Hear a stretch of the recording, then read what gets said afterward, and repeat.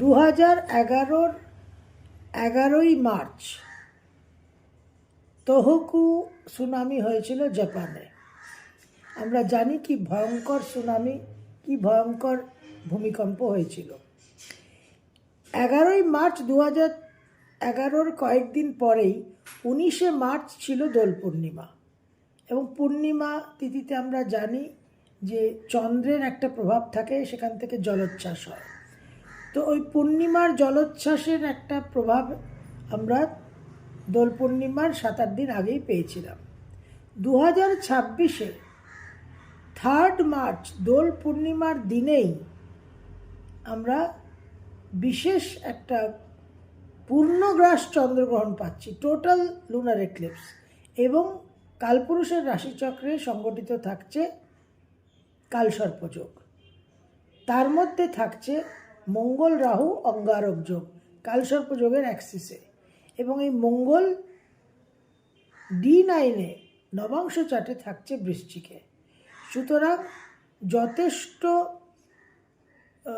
ভয়াবহ, যথেষ্ট বিস্ফোরক হতে চলেছে এই গ্রহণ। দিনের দিনও তার রেজাল্ট আমরা পেতে পারি, আর কিছুদিনের মধ্যে তো অবশ্যই আমরা পাব। ভারতবর্ষে এই গ্রহণ দৃশ্যমান, সেই জন্য আমাদের জন্য এটা বিশেষ গুরুত্বপূর্ণ। তাছাড়া এশিয়া, নর্থ আমেরিকা, অস্ট্রেলিয়াতে এই গ্রহণ দৃশ্যমান। সকাল 8:52 থেকে সন্ধে 6:46, সকাল 8:52 থেকে সন্ধে 6:46 হচ্ছে সুতার টাইম।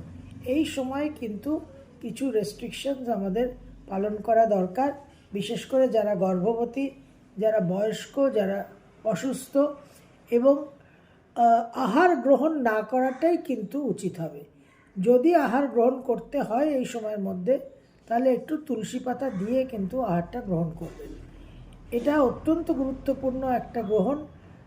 বিকেল 5:43 থেকে সন্ধে 6:46 অবধি কলকাতার টাইমে কিন্তু এই গ্রহণ দৃশ্যমান হবে কলকাতার আকাশে।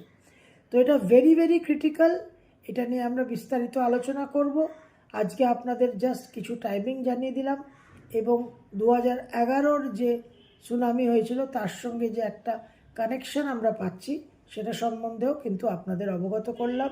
It is very very important. অনেক রকম একেবারে আলোড়ন সৃষ্টিকারী, একদম একটা সাংঘাতিক পরিবর্তনের সূচক, এবং মেন্টাল প্রেশার কিন্তু প্রচুর থাকবে।